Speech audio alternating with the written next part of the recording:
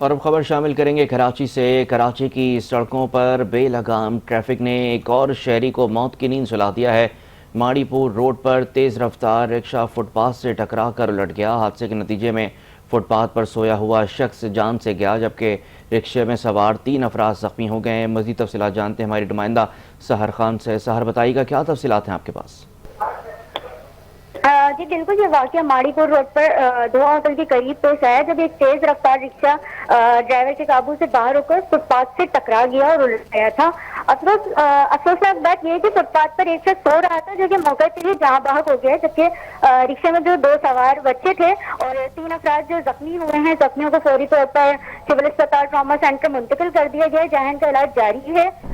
مزید بتاتی چلوں گی، پولیس کے مطابق ابتدائی تحقیق میں رکشے کی تیز رفتاری حادثے کی وجہ قرار دی گئی ہے۔ جائے وقوع سے شواہد اکٹھے کر کے مزید جو تفتیش ہے شروع کر دی گئی ہے، تاہم جاں بحق زخمیوں اور زخمیوں کی شناخت جو ہے وہ ہو نہیں سکی ابھی تک۔ جی سحر، آپ کا بہت شکریہ، آپ تفصیلات سے آگاہ کر رہی تھیں۔